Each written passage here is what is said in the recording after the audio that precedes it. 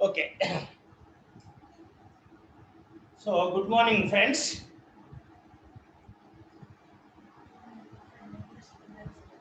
Okay, we are discussing about the historical development of Indian Constitution.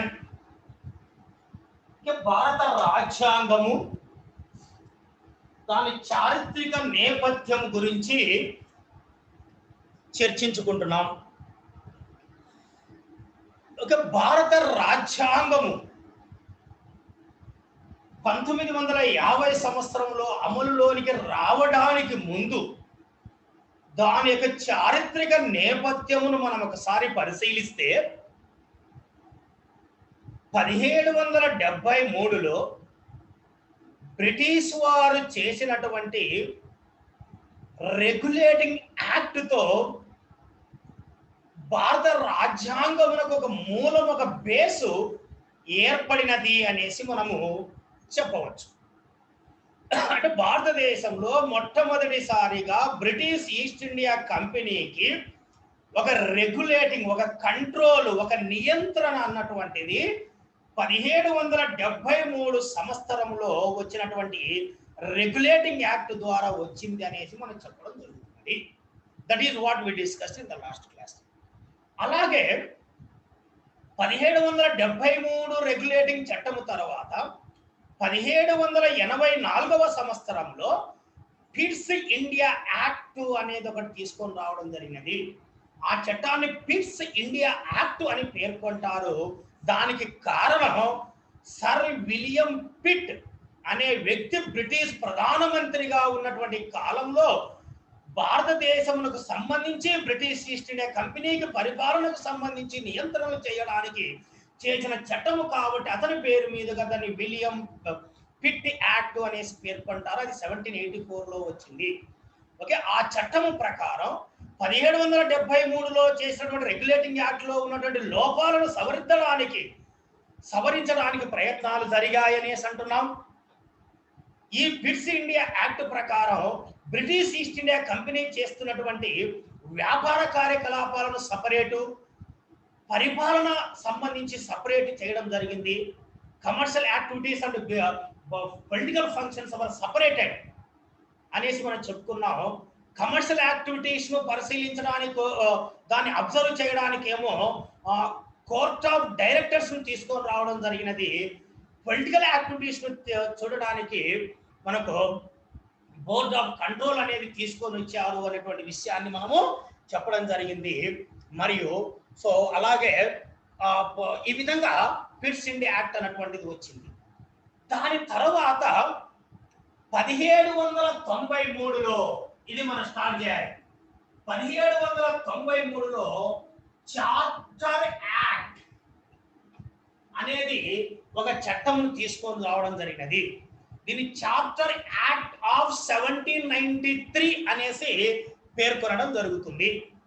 Charter act of 1793 అనేసి దీన్ని పేర్కొంటారు. Okay, మనకు charter అంటే ఒడంబడిక అని అర్థం. ఓకే, చార్టర్ అంటే ఒడంబడిక అనేసి పేర్కొనడం జరుగుతుంది. చార్టర్ అంటే ఒక అగ్రిమెంటు అనేసి పేర్కొంటాము. చార్టర్ అంటే ఒక ఒడంబడిక లేదా ఒక అగ్రిమెంట్ అనేసి పేర్కొంటాం. అంటే బ్రిటిష్ ఈస్ట్ ఇండియా కంపెనీకి సంబంధించి, ఒక బ్రిటిష్ ఈస్ట్ ఇండియాకు సంబంధించి వ్యాపార కార్యకలాపాలకు సంబంధించి బ్రిటిష్ ప్రభుత్వానికి, బ్రిటిష్ ఈస్ట్ ఇండియా కంపెనీకి ఇండియన్ వ్యవహారాలకు సంబంధించి ఒక ఒడంబడిక అనేది వచ్చినది అనేసి పేర్కొంటాం. బట్ ఈ చార్టర్ యాక్ట్ 1793 ప్రకారము British territorial areas 1783 pits India act ప్రకారము, మీకు ఇంతకుముందు నేను చెప్పాను ఆల్రెడీ లాస్ట్ క్లాస్లో, 1784 పిట్స్ ఇండియా యాక్ట్ ప్రకారం బ్రిటిష్ ఈస్ట్ ఇండియా ఆక్రమించిన ప్రాంతాలన్నిటినీ బ్రిటిష్ టెరిటోరియల్ ఏరియాగా పిలువబడుతుంది. What ever the areas were occupied by the British East India company, that areas will be called what is called Britain territorial areas అనేసి అంటారు. కాబట్టి ఈ act ప్రకారము company యొక్క పరిపాలన బ్రిటన్ టెరిటోరియల్ ఏరియా పైన కంటిన్యూ చేయడం జరిగినది. Okay, the British government given permission for the rule by the British East India Company on the Britain territorial areas. What is the Britain territorial areas? భారతదేశంలో British East India company ఆక్రమించిన ప్రాంతాలను Britain territorial areas అంటారు ఈ చట్టం ప్రకారం. Please remember. Okay, అలాగే మనకు ఈ 1793 చట్టం ప్రకారము బ్రిటిష్ ఈస్ట్ ఇండియా కంపెనీకి భారతదేశంలో వ్యాపారం చేసుకోవడానికి ఒక 20 సంవత్సరములను పొడిగించడం జరిగినది. Okay, this act continued monopoly trade for the British East India company for another 20 years in our country. అంటే ఇంకా ఒక 20 సంవత్సరాలు, అంటే ఎప్పటి వరకు? ఇప్పుడు 1793 అంటున్నాం కదా, ఇప్పుడు 20 years అంటే 1813లో మరొక చార్టర్ యాక్ట్ వస్తుంది, అప్పుడు మళ్ళీ ఎక్స్టెండ్ చేస్తారు. కానీ 1813 వరకు భారతదేశంలో బ్రిటిష్ ఈస్ట్ ఇండియా కంపెనీ ఒకటే, అంటే మోనోపోలీ ట్రేడ్, నో కాంపిటీషన్, ఒకరే వ్యాపారం చేసుకోవడానికి 20 సంవత్సరములు ఆ అవకాశం ఇవ్వడం జరిగింది ఈ చట్టం ప్రకారం అనేసి పేర్కొంటున్నాం. అలాగే this charter act 1793 charter act established చేయడం జరిగింది. అది ఏంటంటే acquisition of sovereignty by the subjects of the crown is on the behalf of the crown and not its own right. అంటే ఇక్కడ మనం ఏమంటున్నామంటే బ్రిటిష్ ఈస్ట్ ఇండియా కంపెనీకి ఏదైతే అధికారం ఉన్నదో ఆ యొక్క అధికారం అన్నటువంటిది బ్రిటన్ క్రౌన్, అంటే బ్రిటిష్ ఎంపైర్, బ్రిటన్ ప్రభుత్వం, బ్రిటన్ పార్లమెంట్ యొక్క నియంత్రణలో ఉంటుంది. కాబట్టి ఇక్కడ మన ఇండియాను రూల్ చేస్తున్న బ్రిటిష్ ఈస్ట్ ఇండియా కంపెనీ అయినప్పటికీ this rule under the crown of Britain అనేటువంటి పాయింట్ ను తీసుకొని రావడం జరిగినది. సో విచ్ క్లియర్లీ, అంటే ఇది ఈ స్టేట్మెంట్ మనకి ఏం చెప్తుందంటే which clearly stated that the company political function were on the behalf of the British government. కాబట్టి బ్రిటన్ క్రౌన్, బ్రిటన్ రాణి నియంత్రణలో ఉంటుంది అంటే దాని అర్థం ఏంటి? భారతదేశంలో బ్రిటిష్ ఈస్ట్ ఇండియా కంపెనీ యొక్క పరిపాలన, అడ్మినిస్ట్రేషన్, రూల్ అన్నటువంటిది మనకు ఎవరి కంట్రోల్లో ఉంటుందంటున్నావు, ఎవరి ఆధీనంలో ఉంటుందంటున్నావు? బ్రిటిష్ ప్రభుత్వం యొక్క నియంత్రణలో ఉంటుంది అనేటువంటి పాయింట్ మనకి ఇక్కడ క్లియర్ గా అర్థమవుతున్నది.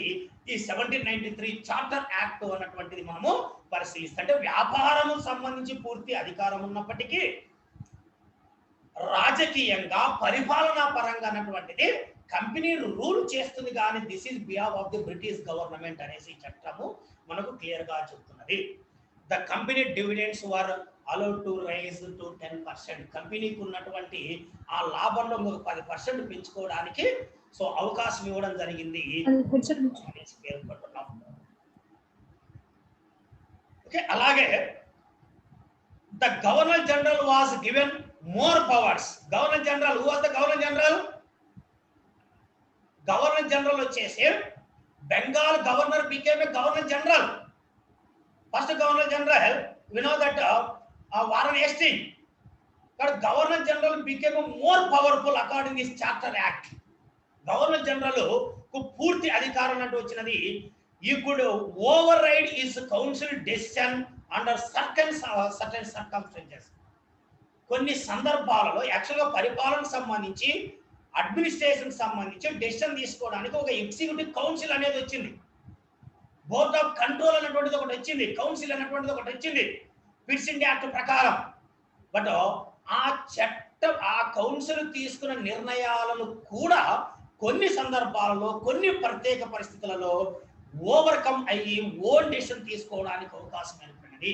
అంటే ఆ విధంగా గవర్నర్ జనరల్కు విపరీతమైనటువంటి అధికారాలు ఈ 1793 చార్టర్ యాక్ట్ ద్వారా సంభవించాయని మనం పేర్కొంటున్నాం. He was also given authority over the governors of Madras and Bombay. Madras బాంబేలో ఉన్నటువంటి రాష్ట్రాలకు ప్రత్యేక గవర్నర్స్ ఉంటారు.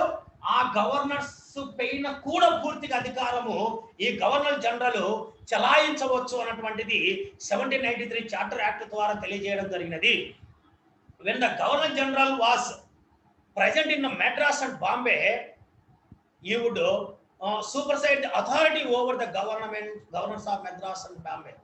ఎప్పుడైతే Bengal governor general of Bengal Madras రాష్ట్రానికి కానీ బాంబే రాష్ట్రానికి కానీ విజిట్ వచ్చినప్పుడు ఆటోమేటిక్గా ఈ విల్ బి సూపర్ పవర్. మనకది ఇప్పుడు ప్రజెంట్ ప్రెసిడెంట్ ఆఫ్ ఇండియా మన రాష్ట్రానికి వచ్చిన అనుకోండి, లేకపోతే ప్రైమ్ మినిస్టర్ మన రాష్ట్రానికి వచ్చానుకోండి, కేంద్ర ప్రభుత్వం మన రాష్ట్రానికి వచ్చింది అనుకోండి, రాష్ట్ర ప్రభుత్వం ఆటోమేటిక్గా కేంద్ర ప్రభుత్వం ఆధీనంలో ఉండవలసిన పరిస్థితి వస్తుంది. రాష్ట్ర ప్రభుత్వాలకు పూర్తి అధికారాలు ఉన్నప్పటికీ వాడు కేంద్ర ప్రభుత్వానికి తలొగ్గి ఉండవలసి వస్తుంది. లైక్ దట్ అటువంటి పవర్స్ అన్నటువంటివి ఈ 1793 చార్టర్ యాక్ట్ ద్వారా వచ్చాయి అనేటువంటి విషయాన్ని ఇక్కడ మనము చెప్పడం జరుగుతున్నది. సో ఇది 1793లో ఒక 20 years వ్యాపారం చేసుకోవడానికి ఎక్స్టెండ్ చేయడం జరిగినది. బ్రిటన్ టెరిటోరియల్ ఏరియాస్ అన్ని కూడా బ్రిటిష్ కంపెనీ రూల్ చేసుకోవచ్చు. Governor general full powers, okay, executive council తీసుకున్న నిర్ణయాలను కూడా కొన్ని ప్రత్యేక పరిస్థితుల్లో గవర్నర్ జనరల్ సొంత నిర్ణయాలు తీసుకోవడానికి అవకాశం ఏర్పడినది అనేటివి కొన్ని ప్రధానమైన అంశాలు 1793 చార్టర్ యాక్ట్లో. సో దాని తర్వాత వచ్చినటువంటి చట్టము 1813 charter act. Okay, 1813 charter act అనేసి మనం పేర్కొన్నాం.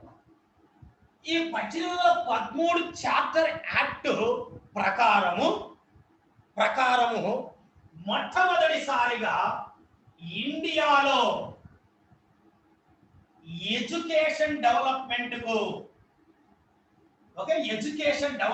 కు సంవత్సరానికి ప్రయాణం 1,00,000 రూపాయలను నిధులను కేటాయించడం అన్నటువంటిది ప్రారంభమైనది.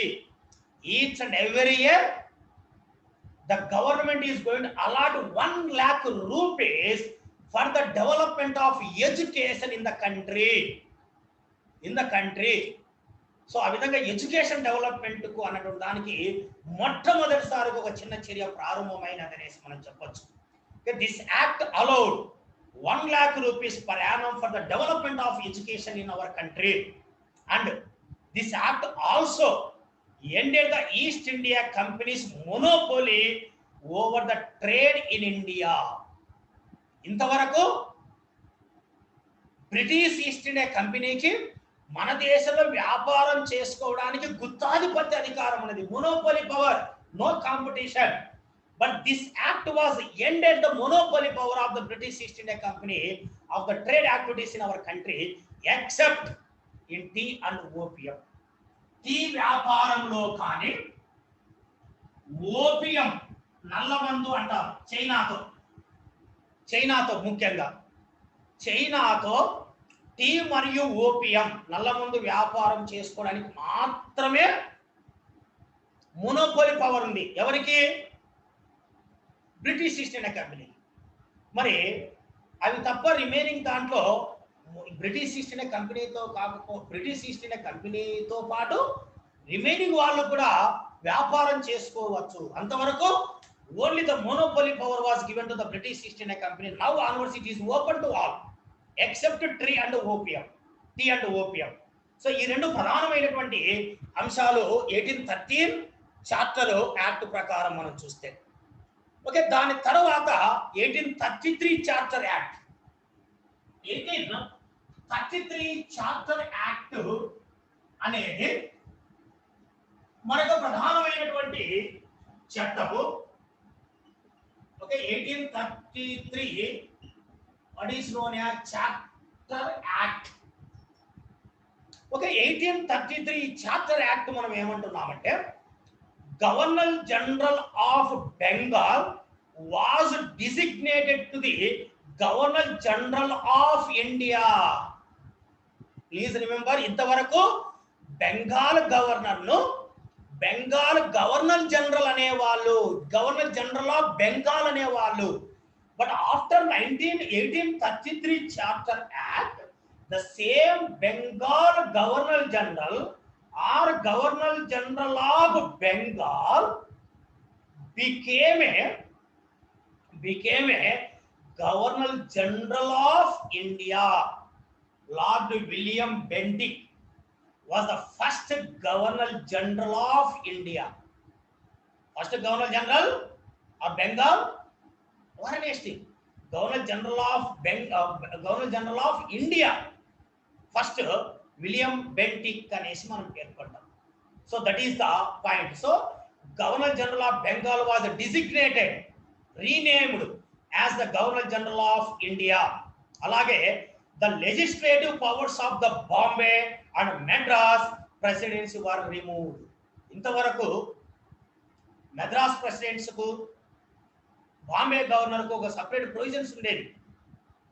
Legislative powers అంటే శాసనాలు చేసే అధికారం ఉండేది. అవన్నీ తొలగించడం జరిగింది. ఎందుకంటే ఇది బెంగాల్ గవర్నర్ జనరల్ అయిపోయినాడు. Bengal governor general became a governor general of India. అంటే మొత్తం భారతదేశానికి అంతటి కూడా గవర్నర్ జనరల్ ఆఫ్ ఇండియా ఆధ్వర్యంలో శాసనాలు రూపొందించబడతాయి. కాబట్టి మద్రాస్ ప్రెసిడెన్సీకి, బాంబే ప్రెసిడెన్సీకి శాసనాలు నిర్మించుకునే ప్రత్యేకమైనటువంటి అధికారాలు ఏవైతే ఉండేవో వాటిని తొలగించడం జరిగినది ఈ 1833 చార్టర్ యాక్ట్ ప్రకారము. And Indians were got the opportunities to get the employment in East India government. ఇంతవరకు ఈస్ట్ ఇండియా కంపెనీలో ఐరోపా వ్యక్తులు మాత్రమే ఎంప్లాయ్మెంట్ పొందేవాళ్ళు.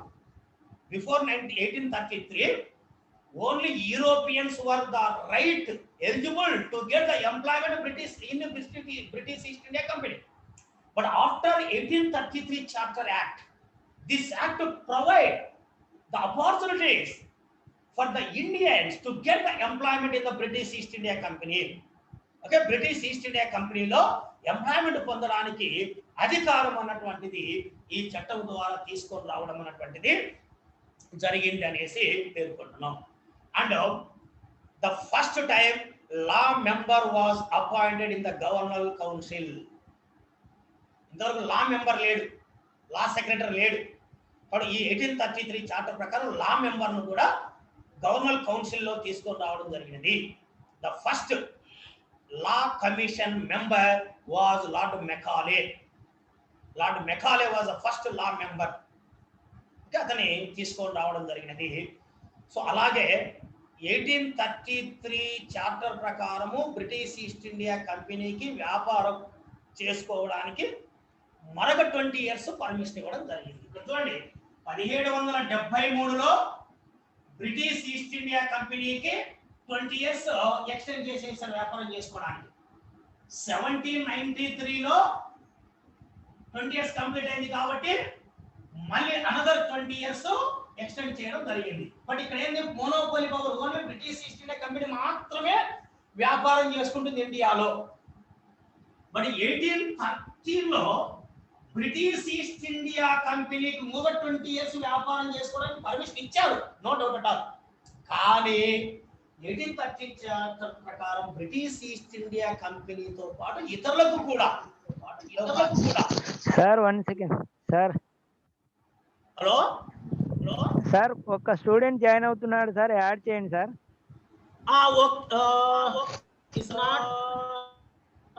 ఓకే జాయిన్ అయ్యాడు, important student. Okay, so another 20 years extend చేయడం జరిగింది, అలాంగ్ విత్ అనదర్ కంపెనీస్ అనేసి పేర్కొంటున్నాం.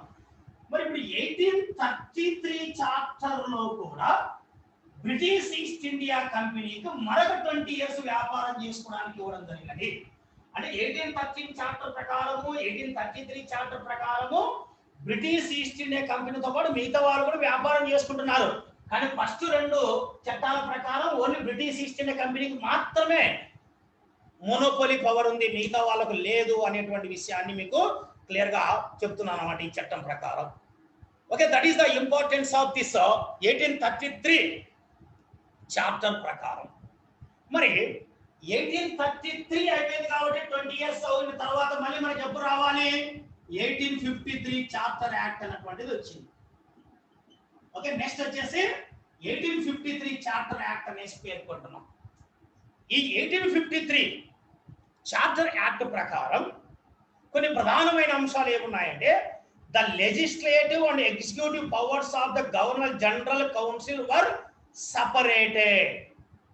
ఇంతవరకు లెజిస్లేట్ చేసే అధికారము, ఎగ్జిక్యూట్ చేసే అధికారం అంటే శాసనాలను చేసే అధికారం, చేసిన శాసనాలను అమలు చేసే అధికారం. ఎగ్జిక్యూటివ్ అంటే అమలు చేయడం, ఎగ్జిక్యూట్ చేయడం. ఓకే, కార్యనిర్వహణ శాఖ అంటాం.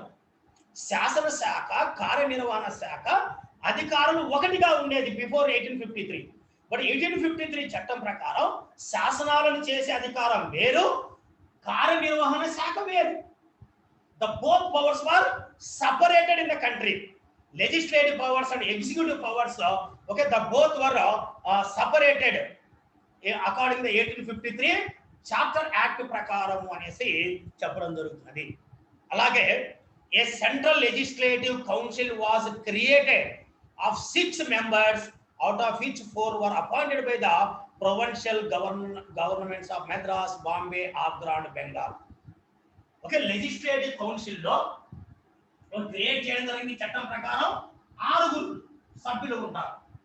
ఆ లెజిస్లేటివ్ కౌన్సిల్ లో శాసనాలు చేయడానికి 6 మంది సభ్యులు ఉంటారు. ఆ 6 మంది సభ్యుల్లో 4 ప్రొవిన్షియల్ స్టేట్స్ నుంచి ఉంటారు. బెంగాల్ ఒకటి, బాంబే ఒకటి, మెద్రాస్ ఒకటి, ఆగ్రా ఒకటి. ఓకే, ఈ 4 ప్రొవిన్స్ నుంచి ఖచ్చితంగా ఒకరు చొప్పున 4 ఉంటారు. ఇంకొకరు 2, మొత్తం 6 ఒక లెజిస్లేటివ్ కౌన్సిల్ శాసనాలు చేయడానికి ఒక కౌన్సిల్ అన్నటువంటిది క్రియేట్ చేయడం జరిగింది 1853 చార్టర్ యాక్ట్ ప్రకారం అనేసి పేర్కొంటున్నాం. So the Indian civil services were open as a means to recruit officers for administration through open competition. Okay, open మనకు Indian civil services, administrative services అనేది ఓపెన్ చేయడం జరిగింది. అంటే ఎవరైనా కానీ ఆ సర్వీస్ కమిషన్ లో రిక్రూట్ చేసి ఓపెన్ కాంపిటీషన్ లో పాల్గొని, పోటీ పరీక్షలో పాల్గొని అడ్మినిస్ట్రేటర్స్ గా సెలెక్ట్ కావడానికి, ఇండియన్ సివిల్ సర్వీసెస్ లో సెలెక్ట్ కావడానికి అవకాశం ఉంటుంది. అంటే ఆ విధంగా ఇండియన్స్ కూడా అవకాశం కల్పించినట్లు అవుతుంది అనేసి మనం చెప్పొచ్చు. సో ఆ విధంగా మనకు 1853 చట్టంలో కొన్ని ప్రధానమైనటువంటి అంశాలు వచ్చాయి. మరి ఈ లోపల మనకి ఏం జరిగింది? 1857 లో దేర్ వాజ్ ఎ రివోల్ట్. 1857 లో మనకు ఫస్ట్ వార్ ఆఫ్ ఇండిపెండెన్స్ అనేసి అంటున్నాం. అనేక మంది నాయకులు లైక్ తాంత్యా తోపి కావచ్చు, జనరల్ లక్ష్మీబాయి కావచ్చు, లైక్ అనేక మంది people they revolted against the British rule, against the British East India company rule, which may be called Indian War of Independence in the later period. కాబట్టి దీని యొక్క ఫలితముగా 1857 1857 రివోల్ట్ రిజల్టెడ్. ఈ revolt యొక్క రిజల్టే మనకు 1858 1858లో భారత ప్రభుత్వ చట్టము అనేది ఒకటి తీసుకొని రావడం జరిగినది. Okay, government of India act 1858. 1858 భారత ప్రభుత్వ చట్టము, government of India act 1858. This is the one of the most important act which was made in 1858. ఈ చట్టము ఎలా వచ్చిందంటే మీకు ఇందాక చెప్పాను, 1857 రివోల్ట్ యొక్క ఫలితం అనేసి పేర్కొంటున్నాం. ఈ చట్టం ప్రకారము British East India company rule in ఇండియాలో ఎండ్ కావడం జరిగినది.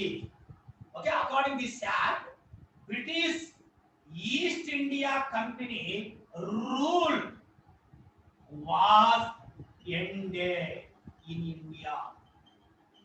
ఇండియాలో ఎండ్ కావడం జరిగింది. Okay, British rule, British East India company rule end అయింది. అంటే ఇంతవరకు British East India company they were ruled in India, they were ruled the territorial area of the British before 1858. But 58లో ఈ టెరిటోరియల్ ఏరియాస్ అన్నిటిని కూడా rule చేయడానికి British East India కంపెనీకి రద్దు చేసి డైరెక్ట్ గా బ్రిటిష్ ప్రభుత్వం తీసుకోవడం జరిగినది. ఇంతవరకు ఏముంది, behalf of the British East India company, behalf of the Britain crown British East India company was ruled. But now onwards instead of the British East India company directly Britain crown, British government, Britain parliament భారతదేశాన్ని పరిపాలన చేస్తుంది అనేది ఈ చట్టం ద్వారా తీసుకొని రావడం అనేది జరిగింది. 1858 చట్టం ప్రకారం అంటున్నాం. Okay, the office of the secretary of state for India was created in the Britain parliament లో.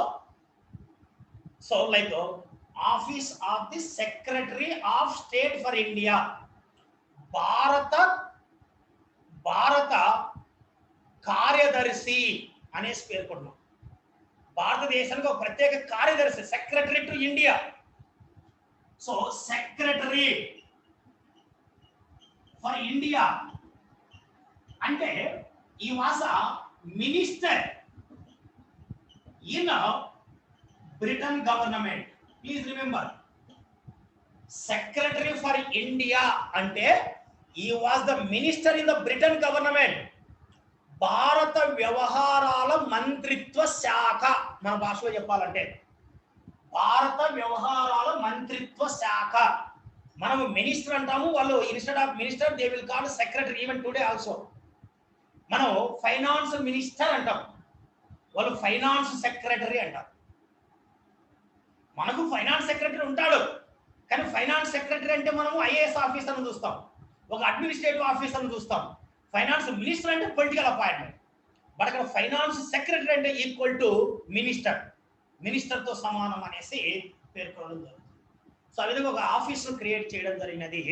అలాగే ఈ was assisted by 15 members of council of India. So ఈ సెక్రటరీ ఫర్ ఇండియా 15 మందితో మెంబర్స్ తో కూడినటువంటి ఒక కౌన్సిల్లో ఇతనికి అసిస్ట్ చేస్తూ ఉంటుంది అనేసి పేర్కొంటున్నాం. Okay, the Indian administrative was under his authority. మొత్తము భారతదేశం యొక్క పరిపాలన అంతా కూడా ఎవరి కంట్రోల్లో ఉంటుంది? సెక్రటరీ ఫర్ ఇండియా కంట్రోల్లో ఉంటుంది. Even governor general of India also is under the control of the secretary. Now onwards, Governor General of India is also called Viceroy of India. Viceroy. Okay, Viceroy అని కూడా పేర్కొనడం జరుగుతుంది. So 1858 చట్టం ప్రకారము, okay 1858 చట్టం ప్రకారము governor general of India will also called Viceroy. First Viceroy of India, Lord Canning was the first Viceroy of India. So ఇతను ఎవరికి రెస్పాన్సిబుల్? వైస్రాయ్ కానీ గవర్నర్ జనరల్ ఆఫ్ ఇండియా కానీ secretary for India was one post was created in the Britain parliament, British government. But ఈ చట్టం ప్రకారము భారతదేశానికి highest ఎవరు highest దేశాధిపతిగా పేర్కొంటాము? బ్రిటన్ క్రౌన్, బ్రిటన్ రాణి. ప్లీజ్ రిమెంబర్, రాణి దేశాధినేత. ఒక Britain crown, then Britain government. Britain రాణి అంటే మనకు రాష్ట్రపతి, రాజు, ఎలానో ప్రధానమంత్రి, మంత్రిమండలి. So Britain crown control Britain government అంటే బ్రిటన్ కౌన్సిల్ ఆఫ్ మినిస్టర్స్ అంటే ప్రైమ్ మినిస్టర్. ఈ బ్రిటన్ గవర్నమెంట్ లో మనకు ఒకరు ఎవరు ఉంటారు? సెక్రటరీ ఫర్ ఇండియా అంటే భారత వ్యవహారాల మంత్రి ఒక వ్యక్తి ఉంటాడు ఇక్కడ. అతని కంట్రోల్లో ఎవరు ఉంటారు? వైస్రాయ్. వైస్రాయ్ లాస్ట్ వ్యక్తి. సో ఈ విధంగా మనకు సో ఒక్కొక్కరు ఉంటారు అన్నమాట. ఈ చట్టం ప్రకారం మనము పరిశీలిస్తే the court of directors and board of control was abolished. ఎందుకు అబాలిష్ చేశారు?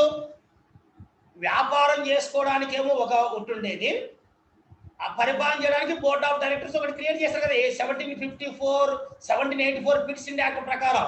ఇప్పుడు అవసరం లేదు కాబట్టి ఆ రెండింటిని రద్దు చేయడం అన్నటువంటిది జరిగింది అనేసి పేర్కొంటున్నాం. The both were abolished. So which was there which was created in 1784 in the name of the Pitts India act అనేసి చెప్పడం జరుగుతున్నది. ఇంకా ఈ విధంగా మనకు ఈ 1858 చట్టము ప్రకారము అనేక రకాలైనటువంటి అంశాలను పరిగణలోనికి తీసుకోవడం జరిగింది అనేసి చెప్తున్నాం.